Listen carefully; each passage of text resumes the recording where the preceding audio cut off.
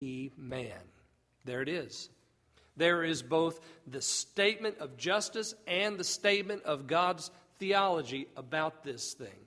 That every single human life is made in the image of God, and that's exactly what he said in Genesis chapter 1. For in Genesis chapter 1, God said, "Let us make man in our image, after our likeness. Let them have dominion over the fish of the sea, the fowl of the air, of the cattle, over all the earth, over every living thing that creepeth." So God created man in his own image. In the image of God created he him, male and female created he them. We are made in God's image, and when he gets done with the flood and he's speaking to Noah, he reminds them, "You are made in my image. Life is sacred to me. Human life is sacred to me. I don't take it for granted." So what happens? What happens when human life is sacred above all the rest of creation? Because only man was made in God's image. What happens? Then we are destroying some piece of God's sacredness when we murder because of our appetite. Whether it's appetite for sex, whether it's appetite for food, whether it's appetite for dominion or dominance or rulership, whether it's appetite for possessions. Whenever we kill for whatever reason, whether it's our appetite for anger and hatred and our desire for revenge, whatever appetite is driving the murder, ladies and gentlemen, that killing is wrong, and God will require it at our hands. Now, I said that excludes national defense and personal defense. But if you're doing it out of premeditated, appetite-driven desire, is what we have reflected here in Genesis chapter 9, it is absolutely wrong. And that's why I say the abortion Holocaust that is happening in America, God will require all that blood on our hands. At our hands. He will require it. So with that as the background, what can we say about this Holocaust of abortion? Actually, that is worldwide. It's not just in America. The Holocaust of abortion is going on all over the world. Why is it being carried out? And why is it not, why is this happening and children are dying and body parts are being sold on the open market just like it's some kind of a cattle call? Why is that happening? It's because there's an appetite. There's an appetite for sexual freedom in our country. I mean, that's, if we're going to be honest, and all the children have gone, right? We're adults.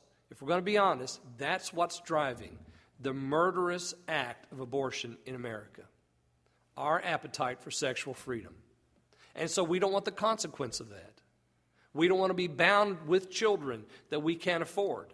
But we never think about that before we're in bed. I mean, that's just, 90% of the problem is that. We want our sexual freedom, we want to do what we want to do, and we want to do it when we want to do it, and we don't want any consequence from it whatsoever. And so we have children, and those children have to be dealt with. And how do you deal with the children? Well, let's just kill them. Let's just get rid of the problem. Let's destroy the blood of that child. But that child is a person. That child is created in God's image. That child has a purpose. That child has a future. And we're destroying and taking away all of that from that child. And we think, oh, it's nothing. We try to fool ourselves by saying, oh, it's not even a person yet. There's no personhood in that child in the womb. That is so crazy. That child in the womb has a personality, has a heartbeat, has a brainwave, is doing things that children outside the womb do, like sucking its thumb and playing and kicking and crying and laughing. That child in the womb is just as much a person, has just as much available to him of God's protection as anyone else outside the womb. And yet we say, well, because it's in the womb. And now we have it when they're partially out of the womb, we can kill them. And it's going to come a time when, ladies and gentlemen, once they've been delivered, we can kill them. That's where it's headed because it's a problem. We want our sexual freedom, but we don't want the responsibility of a child because of it. And so, in America, we're destroying innocent life for our appetites. And that's exactly what the Lord told Noah not to do. He said, yes, you can eat the flesh, but not with the blood. And if you kill man, then I'll require it at your hands. Now, he's talking about appetites still. And that's what is going on in America today. An appetite, or several, gone wrong. And then we have verse 7. And after this very intense conversation about the theology of life and how it's made in God's image and how God requires man's life at the hand of the man who takes it, all of that, he comes back to the blessing. Exactly how he began in verse 1. When he blessed them, he said, be fruitful, multiply, bring forth abundantly in the earth, and multiply therein.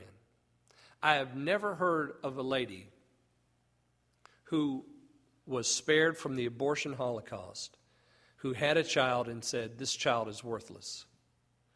Everyone I've ever heard who made the decision for life and had the child said, what a precious gift from God. And it's true. Right here in verse 7, you will be fruitful and multiply and bring forth abundantly in the earth. And it's a blessing from God for that to happen. Every single child. And the crime in America is today that we are killing our children by the thousands upon thousands. And we wonder why there's no blessing. And we wonder why there's no revival. And we wonder why things are decreasing. Here it is right here. There is a curse upon us because we don't stand up for life and say, it is made in God's image. Now, as I said just a minute ago, there are lots of ladies out there who have made a mistake, and now they're pregnant.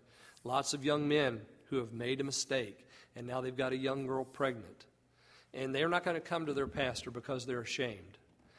But they will go to somebody like Hannah, and they'll talk to her, and they'll be counseled by her, and they'll be led to the Lord by her. And it is our responsibility as a church to support people like Life Forward Cincinnati.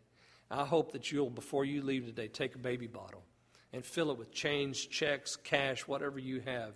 Put it in that because you are making a statement with your giving that life is important and sacred. And we will do our part to stand up for this thing against the Holocaust that's happening even in our very own city. It's time for us to continue to stand. Let's not be weary in well-doing, ladies and gentlemen, because this thing is not over yet. And it is time for us to work hard and to remind everyone God's command for us is, be fruitful, multiply, and bring forth abundantly in the earth. Jesus will meet you. Thanks for listening to this week's message. Please join us again next time for another installment of the Creek Road Baptist Pulpit.